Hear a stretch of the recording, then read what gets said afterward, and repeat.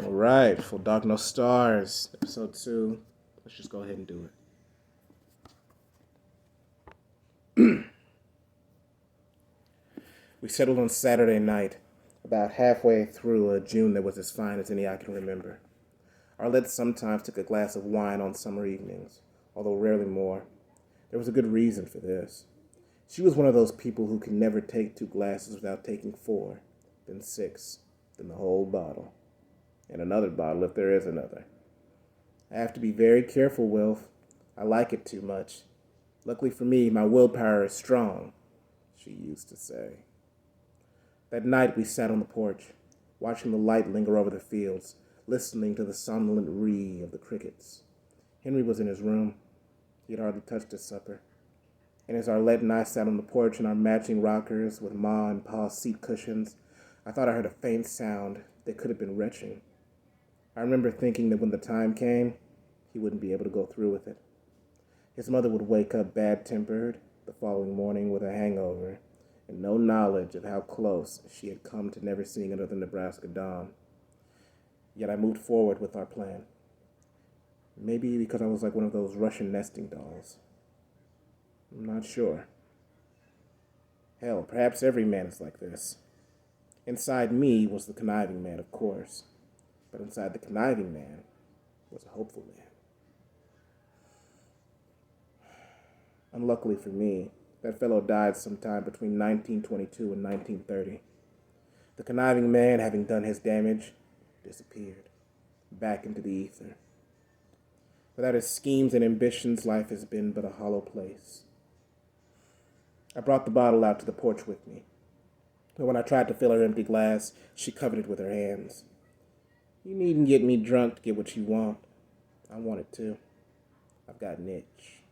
She spread her legs and put her hands on her crotch to show where the itch was. There was a vulgar woman inside of her, perhaps even a harlot, and the wine always let her loose. I'll have another anyway, I said. We've got something to celebrate. She looked at me warily. Even a single glass of wine made her eyes wet, as if part of her was weeping for all the wine it wanted and could never have. And in the sunset light, they looked orange, like the eyes of a jack-o'-lantern with a candle inside of it. There will be no suit, I told her. There will be no divorce. If the Farrington Company can afford to pay us for my 80, as well as your father's 100, our argument is over. For the first and only time in our troubled marriage, she actually gasped. What are you saying? Is it what I think you're saying? Don't fool with me, Wilf. I'm not, said the conniving man. He'd spoke with hearty sincerity. Henry and I have had many conversations about this. You've been thick as thieves, that's true, she said. She had taken her hand from the top of her glass and took the opportunity to fill it. Always in the haymow or sitting in the woodpile or with your heads together in the back field. I thought it was about Shannon Cottery. A sniff and a head toss followed. But I thought she looked a little wistful as well. She sipped at her second glass of wine. 2 sips of a second glass and she could still put the glass down and go to bed. 4 and I might as well hand her that bottle. Not to mention the other 2 I have had standing by. No, I said. We haven't been talking about Shannon. Although I had seen Henry holding her hand on occasion as they walked the 2 miles to the Hemingford home schoolhouse. We've been talking about Omaha. He wants to go, I guess. It wouldn't do to lay it on too thick, not after a single glass of wine and 2 sips of another. She was suspicious by nature. 'Twas my Arlette, always looking for a deeper motive. And of course, it didn't help that this time I actually had one. At least to try it on for size. And Omaha's not that far from Hemingford. No, it isn't, as I've told you both 1,000 times. She sipped her wine, and instead of putting the glass down as she had before, she held it. The orange light above the western horizon was deepening to an otherworldly green-purple that seemed to burn in the glass.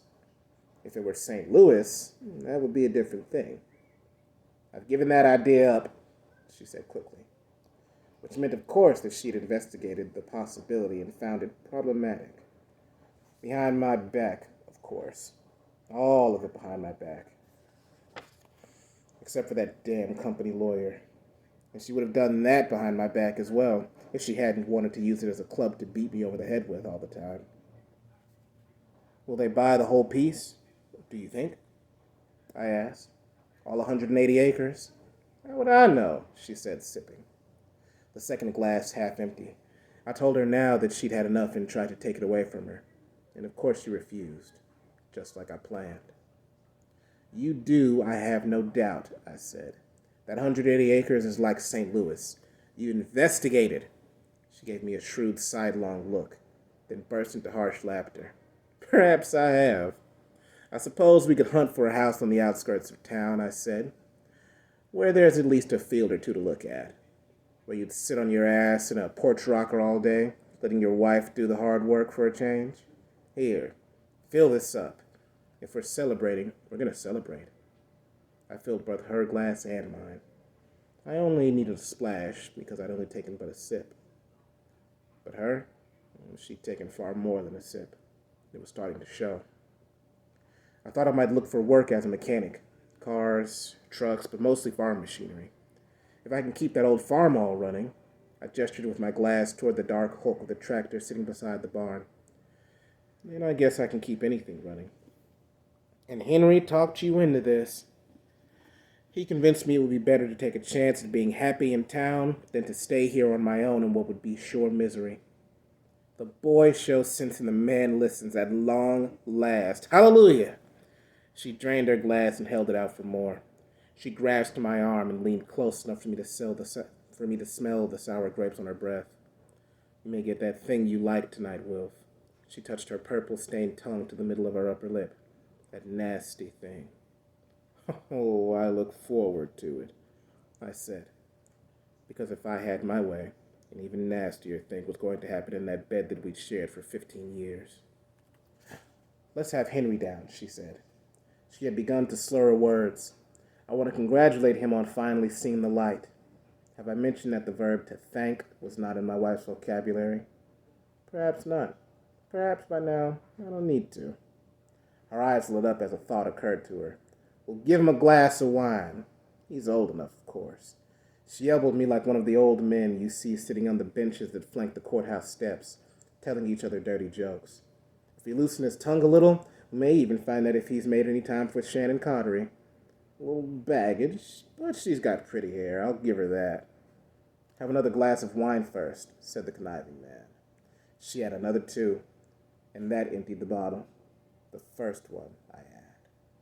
By then she was singing Avalon in her best minstrel voice and doing her best minstrel eye rolls. It was painful to see and even more painful to hear.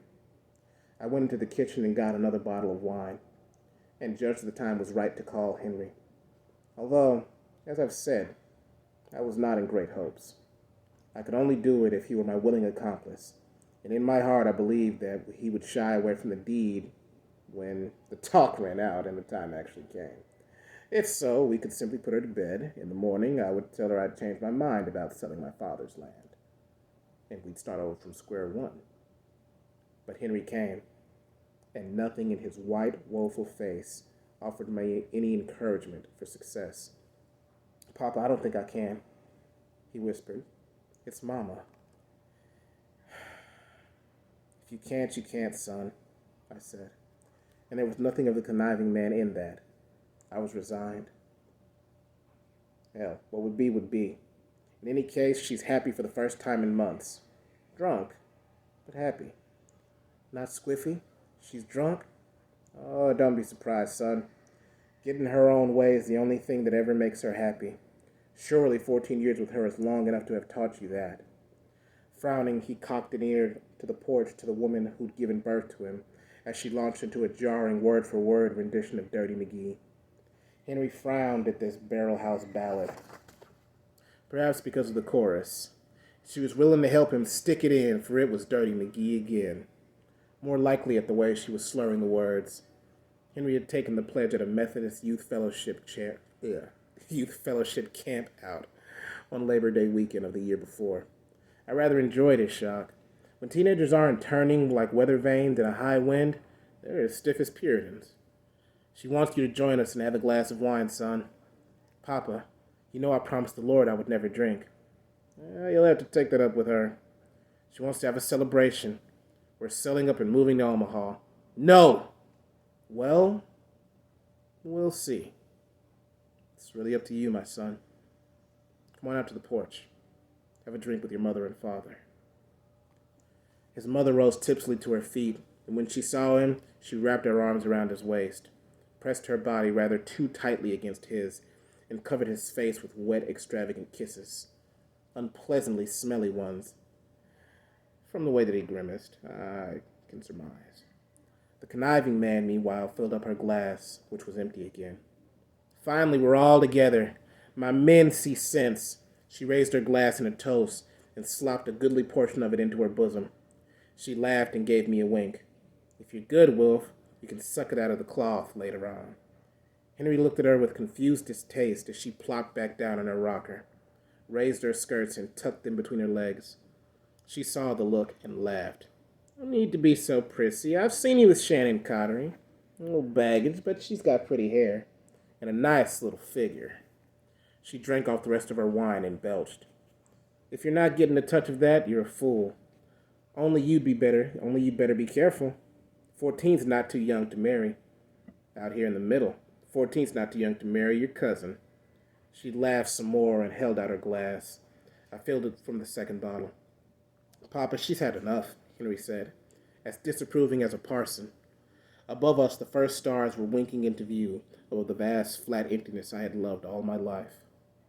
Oh, I don't know, I said. In vino veritas. That's what Pliny the Elder said, in one of those books your mother's always sneering about. Hand on the plow all day, nose in a book all night, Arlette said. Except when he's got something else in me. Mama! Mama! She mocked, then raised her glass in the direction of Harlan Cottery's farm, although it was too far for us to see with the lights. We couldn't have even seen them if they had been a mile closer, not if the corn was high. When summers come to Nebraska, each farmhouse is a ship sailing a vast green ocean. Here's to Shannon Cottery and her brand new bubbies, and if my son don't know the color of her nipples, he's a slow poke. My son made no reply to this, but what I could see of his shadowed face made the conniving man rejoice. She returned to Henry, grasped his arm, and spilled wine on his wrist, ignoring his little mew of distaste. Looking into his face with sudden grimness, she said, "Just make sure that when you're lying down with her in the corn or behind the barn, you're a no-poke." She made her free hand into a fist, poked out in the middle of a finger, then used it to tap around her crotch, left thigh, right belly, navel, left belly, back again to the left thigh. Explore all you like and rub it around it with your Johnny Mac until he feels good and spits up. But stay out of the home place, lest you find yourself locked in for life, just like your mummer and daddy. He got up and left, still without a word, and I don't blame him. Even for Arlette, this was a performance of extreme vulgarity. He must have seen her change before his eyes from his mother, a difficult, but sometimes loving, woman, to a smelly whorehouse madam instructing a green young customer. All bad enough, but he was sweet on that Cottery girl, and that only made it worse. Very young men cannot help but put their first loves on pedestals, and should someone else come along and spit on that paragon, even if it happens to be the young one's mother, nothing good comes of it. Faintly I heard his door slam, and the faint but audible sobbing. "You hurt his feelings," I said. She expressed the opinion that feelings, like fairness, were also the last resort of weaklings. Then she held out her glass, and I filled it all too gladly. Knowing she would remember none of what she'd said in the morning, always supposing she was still there to greet the morning, and would deny it vehemently if I told her. I had seen her in the state of drunkenness before, but not for years. We finished the second bottle. She did. And half of the third before her chin dropped onto her wine-stained chest, and she began to snore. Coming through her thus constricted throat, those snores sounded like the growling of an ill-tempered dog. I put my arm around her shoulders, hooked my hand into her armpit, and hauled her to her feet. She muttered protests and slapped weakly at me with one stinking hand. "Leave me alone. I want to go to sleep." And you will, I said, but in your bed, not out here on the porch. I led her, stumbling and snoring, one eye shut and the other open in a bleary glare, across the sitting room. Henry's door opened. He stood there, in the doorway, his face expressionless and much older than his years. He nodded at me, just one single dip of the head, but it told me all that I needed to know. I got her on the bed, took off her shoes, and left her there to snore with her legs spread and one hand dangling off the mattress. I went back into the sitting room and found Henry standing beside the radio. Arlette had hounded me into buying that thing years before, but we'd never truly used it. She can't say those things about Shannon, he whispered. But she will, I said. It's how she is, how the Lord made her. And she can't take me away from Shannon. She'll do that too, if we let her. Couldn't you, Papa? Couldn't you get your own lawyer? Do you think any lawyer whose services I could buy with the little bit of money I have in the bank would stand up to the lawyers that Farrington would throw at us? They swing weight in Hemingford County. I swing nothing but a sickle when I want to cut hay. They want that 100 acres, and she means for them to have it. This is the only way, but you have to help me. Will you? For a long time he said nothing. He lowered his head, and I could see tears dropping from his eyes to the hooked rug. Then he whispered, yes, but if I have to watch it, I'm not sure I can. There's a way you can help and still not have to watch, son. Go into the shed and fetch that old burlap sack I used to keep my tools in. He did as I told him. I went into the kitchen and got her sharpest butcher knife. When he came back with the sack and saw it, his face paled. Does it have to be that? Can't you, with a pillow? It would be too slow and far too painful, son. She'd struggle. He accepted that as if I had killed a dozen women before my wife and thus knew. But I didn't. All I knew was that in all my half-plans, my daydreams of being rid of her, in other words, I had always seen the knife I now held in my hand, and so the knife it would be. The knife or nothing. We stood there in the glow of the kerosene lamps. There'd be no electricity except for generators in Hemingford home until 1928. Looking at each other, the great night silence that exists out there in the middle of things, broken up only by the unlovely sound of her snores. Yeah, there was a third presence in that room. Looking back, I can understand now, but at the moment I couldn't put my finger on it. Her ineluctable will, which existed separate of the woman herself. I thought I sensed it, but I let it go. How could I have had more pressing matters at hand? But the same feeling I felt those 8 years ago, I feel them even now. This is a ghost story, but the ghost was there even before the woman it belonged to died. All right, Papa. We'll send her to the heavens. Henry's face brightened at the thought. How hideous that seems to me now, especially when I think about how we finished up. It'll be quick, I said. Man and boy, I've slit 9 score hogs' throats, and I thought it would be, but I was very, very wrong. Okay. End of episode 2. We'll pick back up on the third one.